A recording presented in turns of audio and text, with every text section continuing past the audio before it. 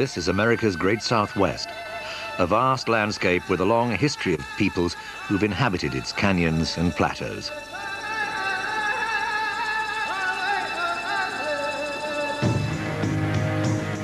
Thousands of years ago, a civilization flourished here and left ruins that are as grand and mysterious as anything that exists in North America. Great settlements, imposing cliff dwellings, and ceremonial chambers called kivos. All are attributed to the ancient Anasazi. There are people today who believe Anasazi's spirits still inhabit these great badlands. And a century ago, a gruesome discovery was made in Chaco Canyon, New Mexico.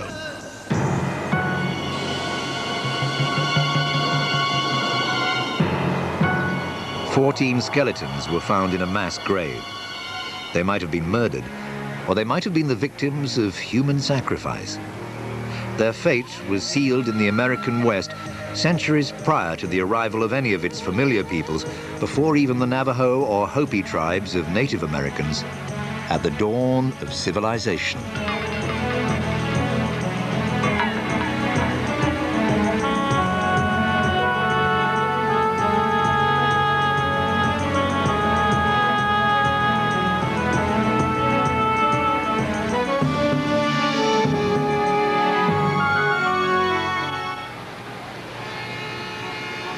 Today, many of us live in cities that we take for granted.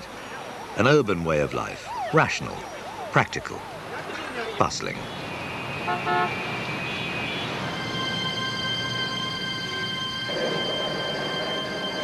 It's not easy for us to grasp a very different view of the world, in which there are spiritual cities inhabited by ancestors recalled in the traditions of storytelling among Native Americans, which fuse myth and reality. The stories may be of imaginary scenes, or they might lead us to forgotten places that did once exist.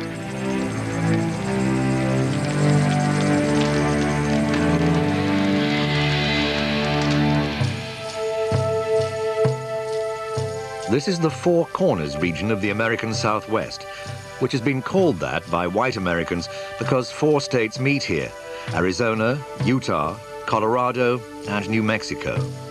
But to the native people, this is the land of the Anasazi, the ancient ones. They're long gone, but it's said their spirits are still a powerful presence here.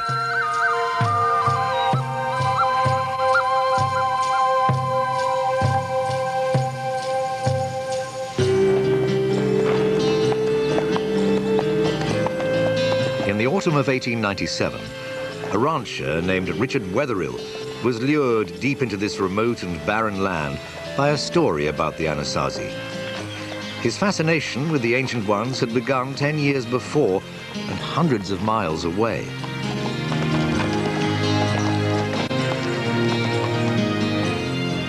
Looking for cattle which had strayed from a grazing herd, he'd made a staggering find. The ancient cliff dwellings at Mache Verde in Colorado.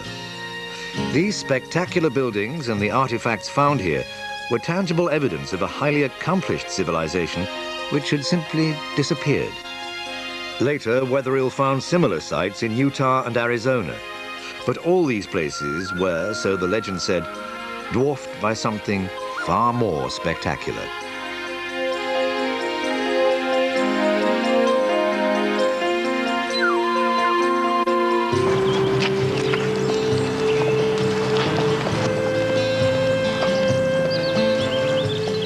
Wetherill was now looking for a fabled city, older, bigger and richer than anything found so far. He had no maps, no specific directions, just the stories and a Navajo guide he hoped he could trust. The deeper they traveled into the desert, the more challenging their quest became.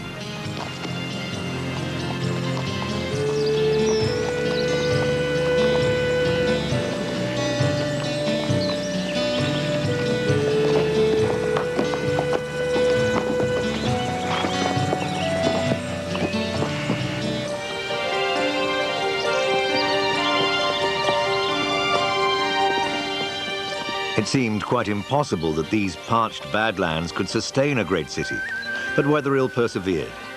On an autumn afternoon in October 1897, he and his guide discovered a deep canyon, and there was the lost city of the legends. It was a fantastic find.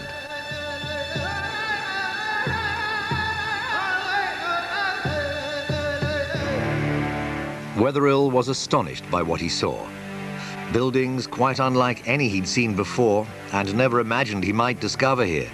Freestanding buildings, some as tall as 5 stories.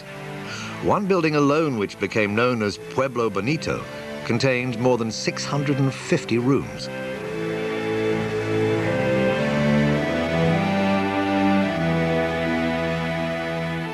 "200 yards wide, but 15 miles long, Chaco Canyon is the site of a dozen massive complexes.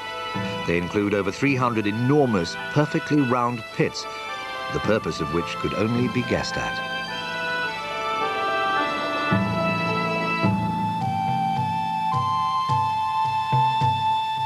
The walls were covered with wonderful paintings, carvings, signs, and symbols.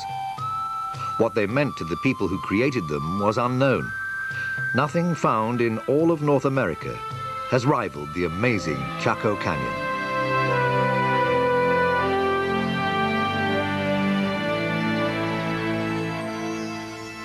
Wetherill and the archaeologists who followed him were astounded and entranced by the pottery they found, the weapons, tools, jewelry, artifacts of every kind. They're abundant, and each is a work of art.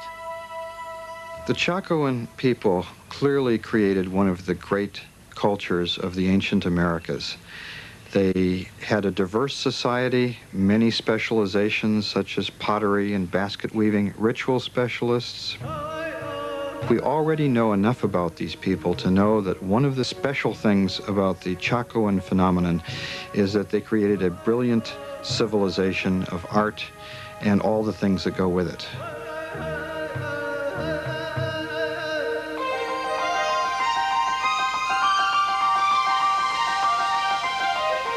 The Anasazi were fascinated by the heavens. They were sophisticated watchers of the sky.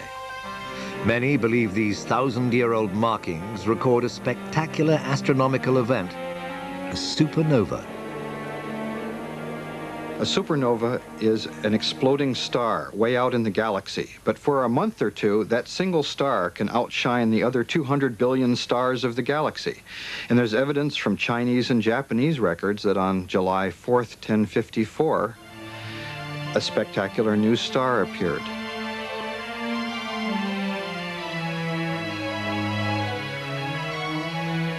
The crescent moon indicates the supernova's position in the sky. The handprint marks this as a sacred site. Clearly, it was a place of religious and ritual importance, and there was evidence of what that might be. For Wetherill made a grisly and disturbing discovery. In a small room, he uncovered a mass grave containing 14 skeletons.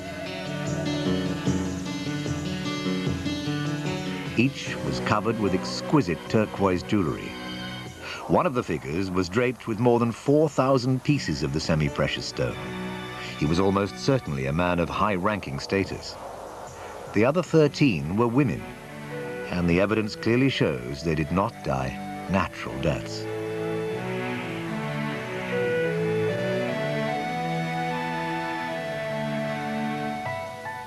Wetherill's wife, Marietta, who visited the site, speculated about these deaths and their meaning.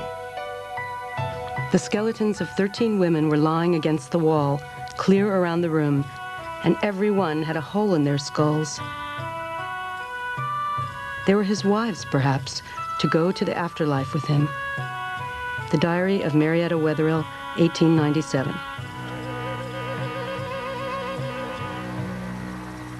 There are other burial sites in Chaco Canyon, but none like this one. An even larger question baffled Wetherill.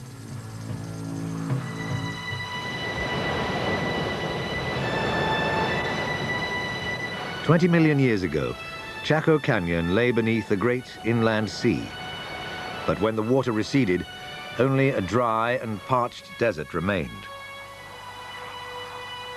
Mesopotamia, Egypt, a number of others, China, All of those are complex societies founded in a very arid region. But the key to those places is they have major river systems. We just don't have the water here. Water is critical. With no apparent substantial water supply, this civilization had apparently flourished. This appeared to be an impossible place to build a city, and not just because of the lack of water.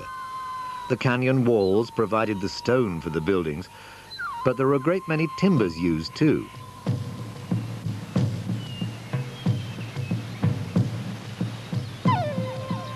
Archaeologists estimate the construction required wood from 250,000 trees, yet today the landscape is totally barren. Samples taken from the beams indicate that the trees were not local. Many came from as far as 50 miles away.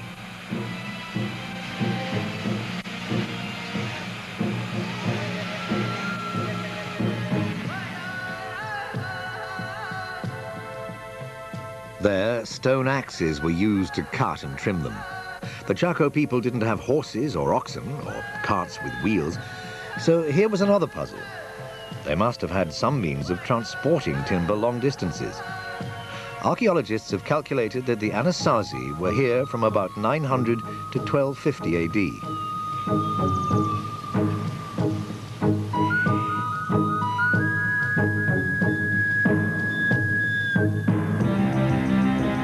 At the same time, other monuments were being built around the world.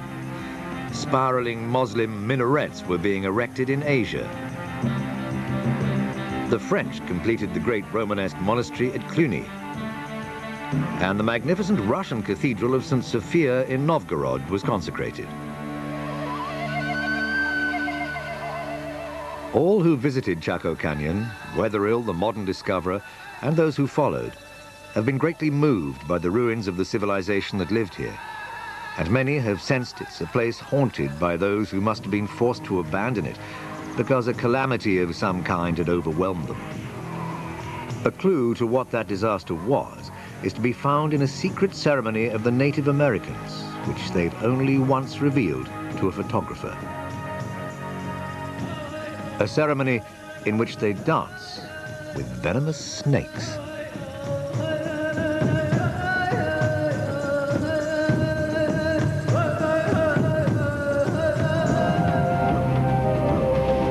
Have magical powers. In 1925, a photographer was allowed into a Hopi Indian settlement in northern Arizona. It was a rare opportunity to capture something never filmed before or since, a ritual perhaps little changed in thousands of years. The dancers carry venomous snakes which could easily twist and strike with deadly effect. Dancing with the snakes in their mouths affirms, say the Hopi, their oneness with nature and the earth.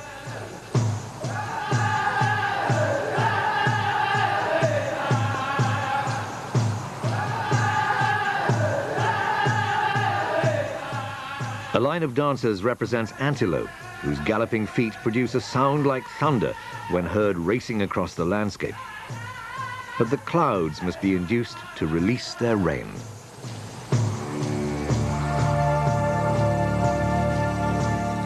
Because snakes spend their lives so close to the earth, they and they alone have the power to draw down the rain. Rain is the key that unlocks one of Chaco's greatest mysteries. The Anasazi were a wandering people, nomads who lived off the land. Then, 1,000 years ago, they stopped wandering and were able to start building, here in this parched and barren place.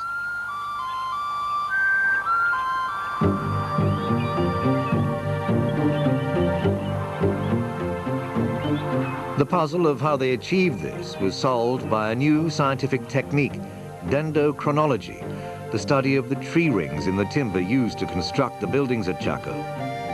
They provided a startling revelation. About 1,000 years ago, the weather changed. An era of record rains began.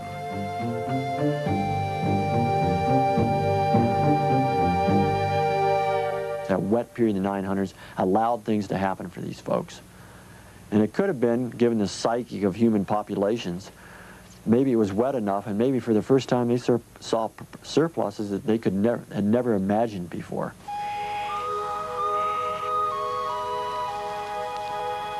Until this moment in their history, the Anasazi had depended on hunting and the gathering of whatever wild plants they could find.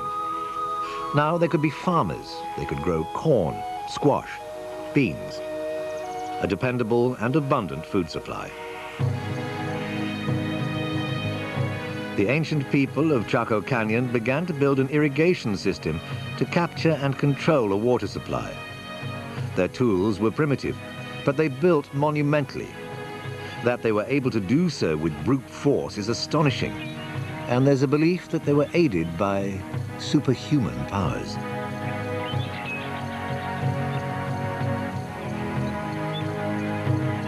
One of the things that my grandma used to tell me in accomplishing major tasks is that a community has to be whole. Everything was done for the betterment of the community. They put their heart and soul into these projects. I feel that there was a lot of the spirits and the guidance from a higher being. There was such a high level of spirituality in Chaco at the time. It's really not difficult for me to believe that a lot of that had to do with the preciseness of these structures and their concept of time frame, that if it took a year to build a structure, then that's what it took. The Anasazi left no written records, only the haunted ruins, cryptic imagery, and tales told by the old to the young. No more than relics and rumors.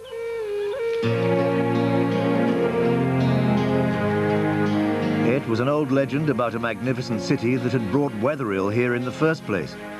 And it was another that led archaeologists to an astounding discovery.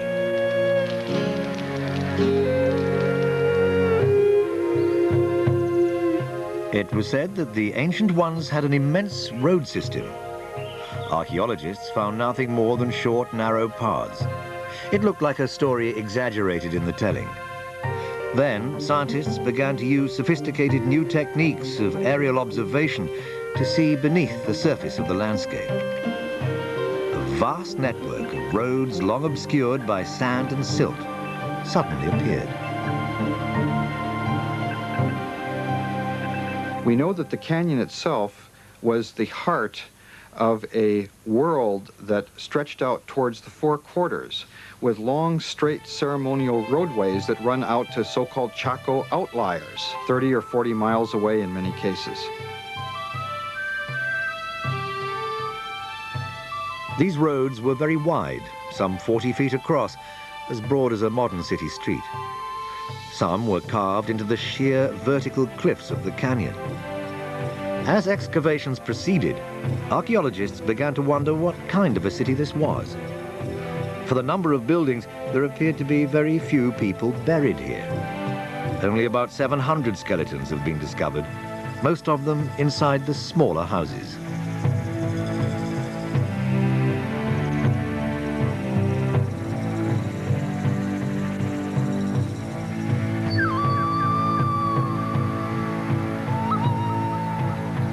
And the archaeologists were surprised that there weren't very many burials in comparison with excavating small house sites that are basically domestic habitations. And they said, wow, there's something really strange. And they didn't key into the fact that, of course it's strange. These are public buildings. If we were to excavate a library or a post office or a courthouse in our society, we wouldn't find very many human remains.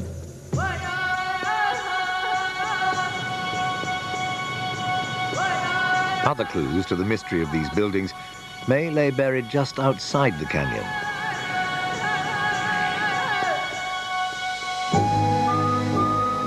Covering just 2 acres, Pueblo Alto is smaller than Pueblo Bonito, but it's yielded new insight into the real purpose of the so-called great houses.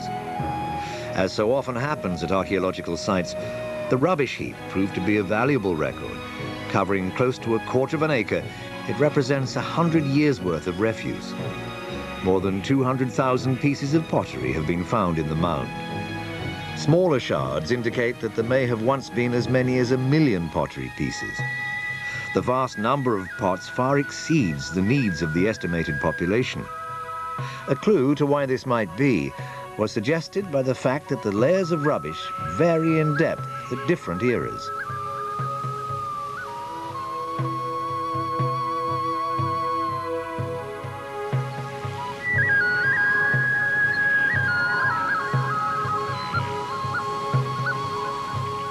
There's probably some kind of ritual thing happening there at Chaco where people come together maybe once a year or something like that.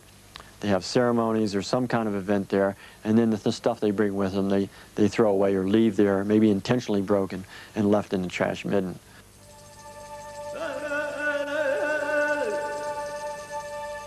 We may never know what really took place here, but many scholars believe that it was a spiritual center where worship and ritual were the dominant activities. For the Anasazi, religion and nature were inextricably intertwined. The earth and the sky were held in reverence. The sun itself is important. We call it Father. We call the moon Father as well. We call Earth Mother, and they're like the parents of the people that occupy Chaco Canyon. When people move around a lot, as these people originally did, and are nomads, they look at the nighttime sky. It's the one consistent element of their world as they move.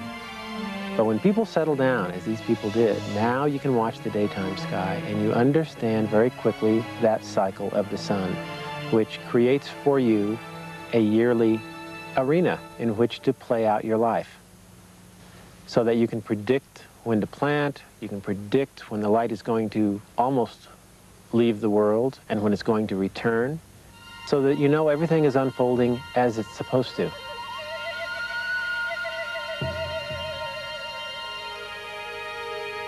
Of the many images at Chaco, none appears more frequently than the spiral. Some are tightly coiled, others are loosely drawn, but all seem to be essential elements of a profound system giving spiritual meaning to the physical world.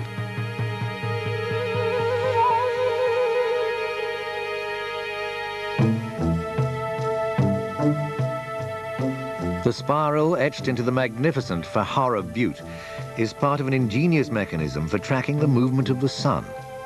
It's placed between 3 enormous stone slabs.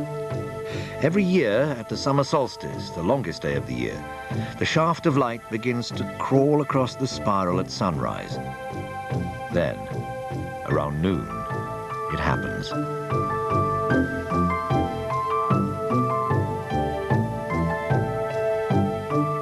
A streak, known as the sun dagger, slices directly through the middle of the spiral. A central event of Anasazi life, the full ascendancy of their father sun, has been marked. The calendar is secure. The cycle of life will prevail. Mother Earth will continue to produce. These were common beliefs among pagan sun worshippers of the past, but each culture had its own ceremonies and rituals and ways of appeasing the wrath of their gods.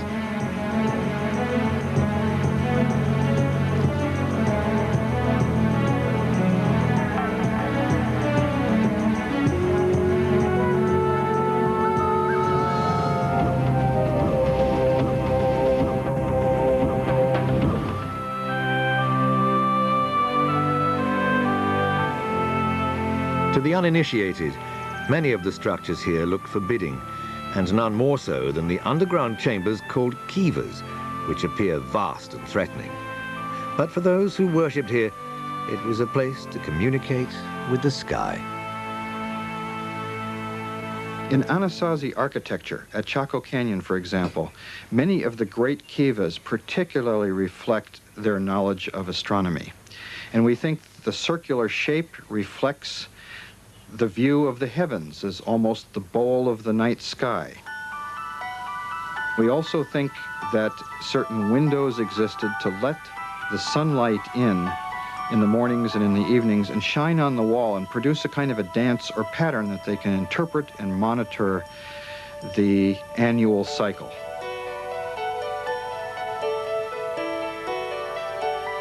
Of all the kivas, the one called Casa Rinconada is the largest and most elaborate. It's also the most intact. The roofs and upper structures of most kivas have long since collapsed. At Casa Rinconada, it's still possible to experience the dance of the sun once a year. Here, at sunrise on that longest day, June the 21st, a magical moment occurs. It's an event that's been played out on these stones for nearly 1,000 years.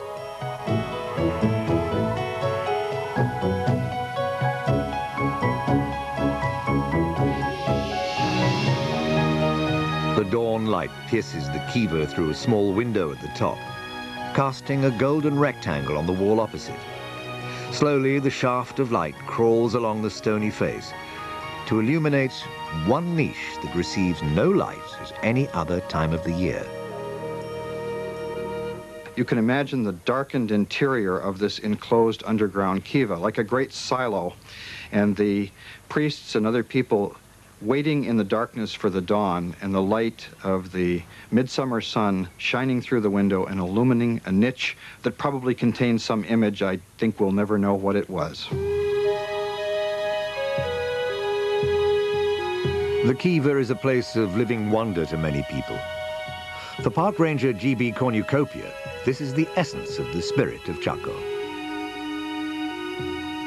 You feel like you're hearing the echoes of something that's real important, and that connects you in to an event that you have felt insulated from previous to that, that you feel like it's something that you know about conceptually, but suddenly now your whole body and everything is a part of it, and you see it, you feel it, you hear it, and it's a wonderful experience.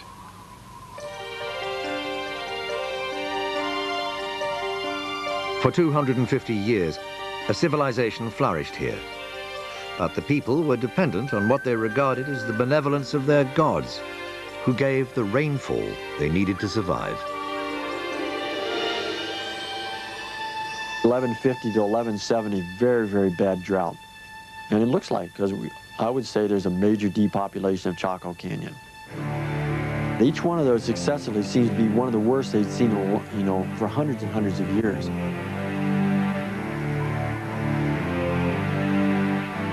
The great era of rain which had made possible the building of Chaco gradually abated and then gave way to a relentless drought. For the people who lived here, the disappearance of the rain had a religious message.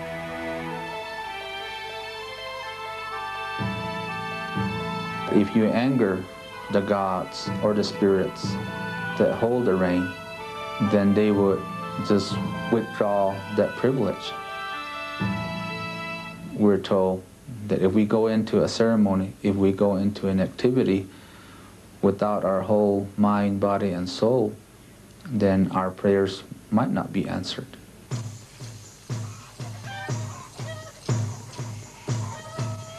There was constant need to placate the gods.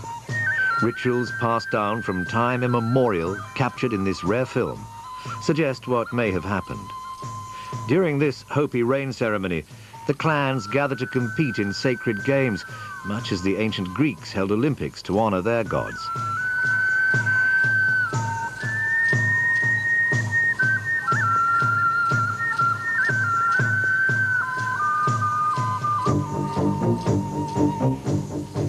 Members of the snake and antelope clans raced barefoot across the desert and up the mesa.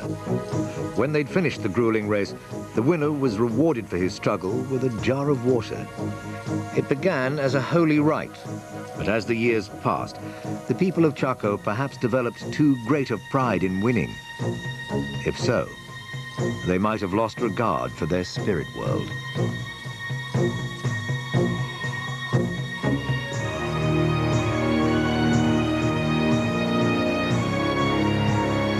It's almost impossible for the mass to make that connection.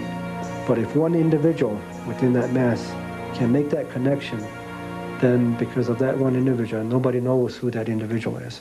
But if one individual can make that true connection, then the spirits that reward such efforts will reward the Pueblo with rain.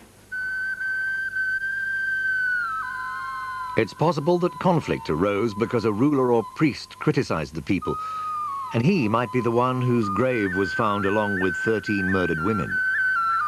They might have been sacrificed to appease the gods, or they might have died violently when the social order collapsed as the drought continued. They might have been murdered.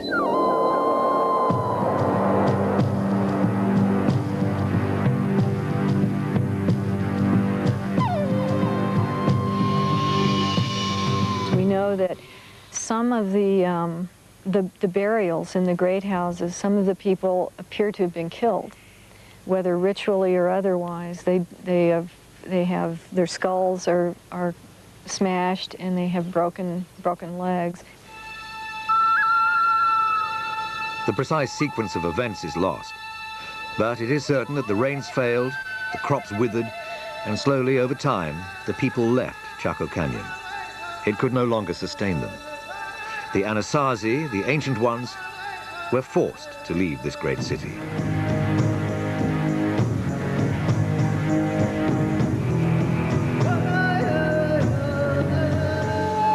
But this was not the end of their story.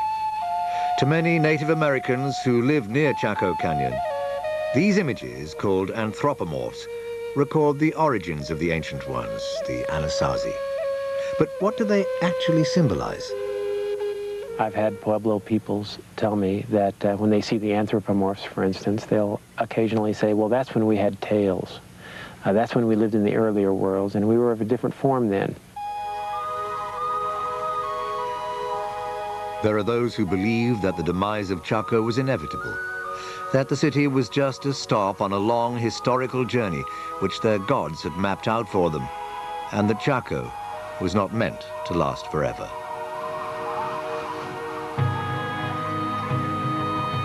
Once they got up on top, they started migrating in the southerly direction, and Chaco Canyon was about one of the stops in this migration route.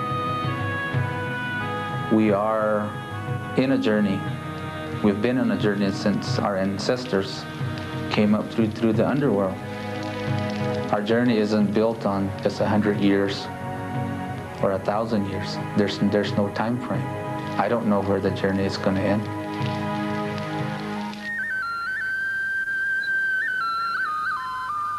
The Chaco people did not vanish. It's now generally agreed that the Hopi, the Zia, the Zuni, and the other Pueblo people are their direct descendants.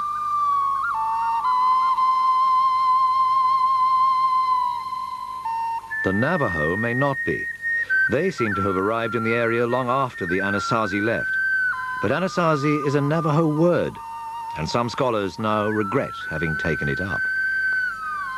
It's kind of a dirty word. The Hopi and other Pueblo people really hate it, but it's the word that the anthropologists have latched onto. It means something like our enemy ancestors or the enemies of our ancestors.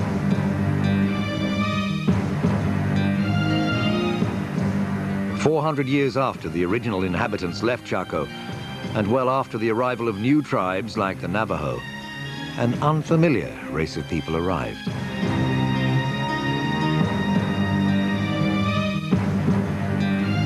These were the palefaces, sporting beards, astride horses that were unknown in America. And these interlopers turned out to be a much greater threat than any of the dangers that had been faced before.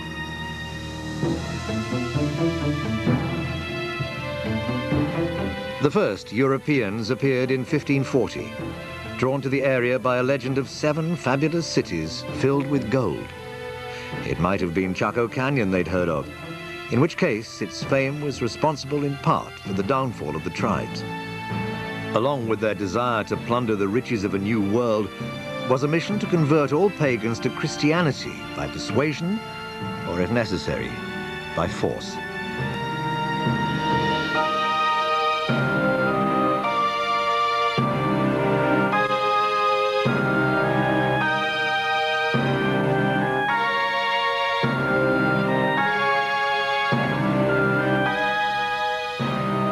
Native American holy men were tortured and killed. Ritual objects were destroyed. Native Americans were enslaved to build missions and do other work for the white man.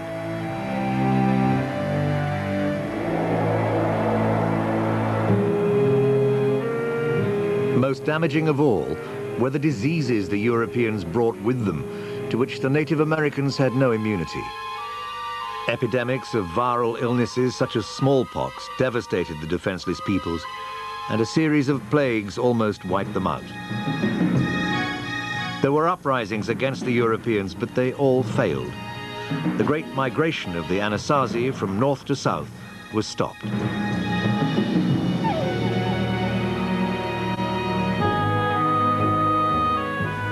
A new, and for the Native Americans, devastating concept brought by the Europeans was the idea that the land could be owned by individuals.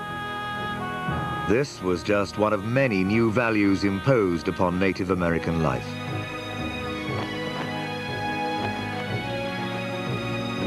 The people were ruthlessly suppressed.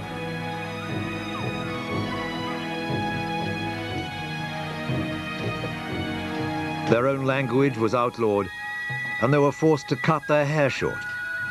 It seemed as though the old ways would be lost. Ties would be broken with the ancient ones. But there was Native American resistance, which took the form of rituals acted out in secret and the telling of their own legends.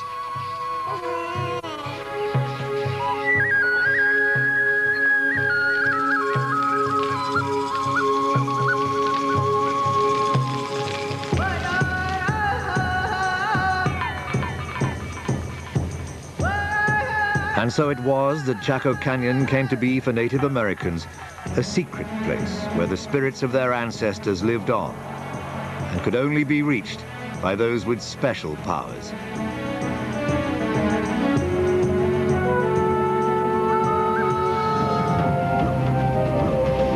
The pace of European life has long been governed by the mechanics of the clock, and a more venerable way of timekeeping by the sun and the stars has been forgotten in the modern world.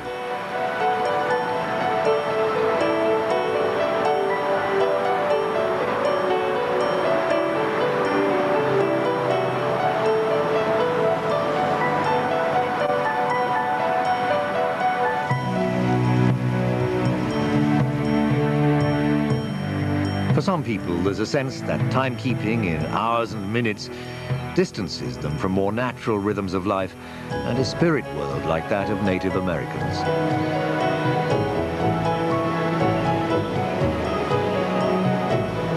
If you're going to go hunting, you have hunting spirits. If you're dancing for rain, you have spirits that assist you in making those things happen.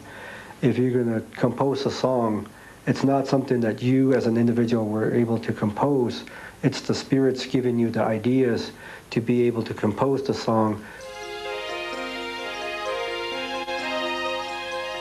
Though the industrial world generates wealth, it also appears cruelly wasteful to those who live in the belief that the natural world has a spiritual dimension. I see lawns and Real Ranch on the Albuquerque overflowing as if there's an abundance of water. Those are some of the reasons that the gods or the spirits that control the water can look down upon us, not only Native Americans, but people as a whole, and determine that we need to teach these people a lesson. They need to respect water. They need to pray for water. Only through that can we be assured that we'll be continually blessed by the spirits.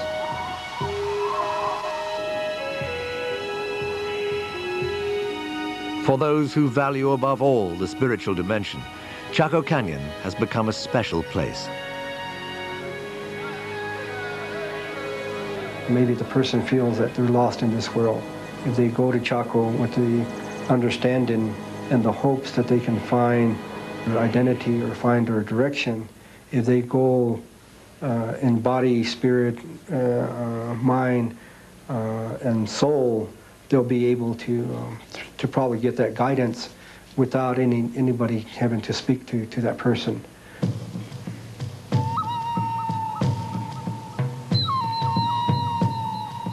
Those who regard Chaco Canyon as an archaeological site of great interest still want to discover why it had roads 40 feet wide. How timber from 250,000 trees was hauled here by a people without horses, oxen, or the wheel. They want to understand why 13 women were apparently sacrificial victims, and the reason there's evidence of violence in an otherwise peaceful world. To answer such questions inevitably involves exhuming the dead and violating sites which, for the Native Americans, remain sacred.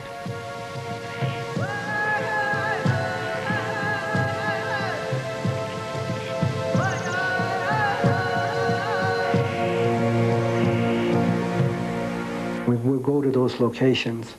We ask permission to be there on site.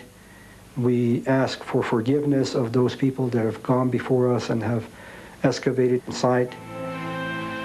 Then we ask the spirits to continue to be the givers of good and to be the givers of life. This spot may have significance that's beyond our understanding. It might have had to do with one group of people comes here and something good happens to them, and then this place retains a value that's beyond what it does. The value doesn't preserve in the dirt, you might say. We can't dig it up and say, oh, they're here because of this.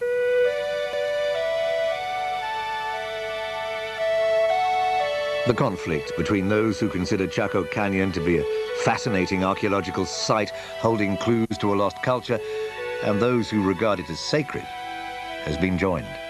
I feel that it's disrespectful to just allow anybody to enter Casa Rinconada at any time. And only in the right frame of mind are people supposed to answer. Entering a kiva is significant to journeying back to the underworld where we originated. And that in itself is an activity that we don't hold lightly.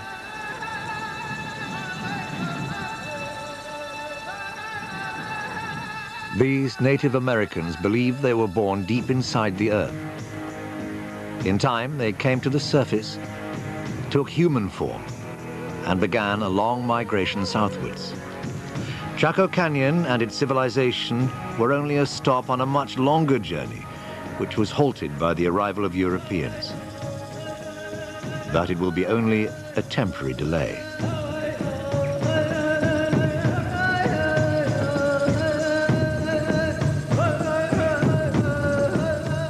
Who knows, maybe another 1,000 years, there isn't going to be an Albuquerque or a Rio Rancho. And at that point in time, we'll be able to continue our journey.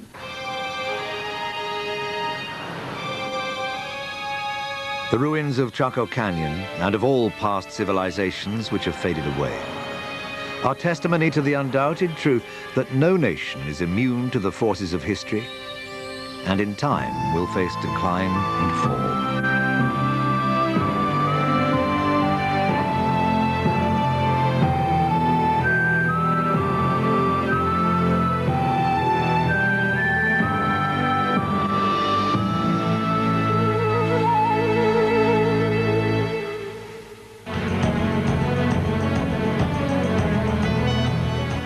Tomorrow's Ancient Mysteries investigates the building of Hadrian's Wall, while next on the History Channel, a portrait of US diplomat and Nobel Peace Prize winner Henry Kissinger.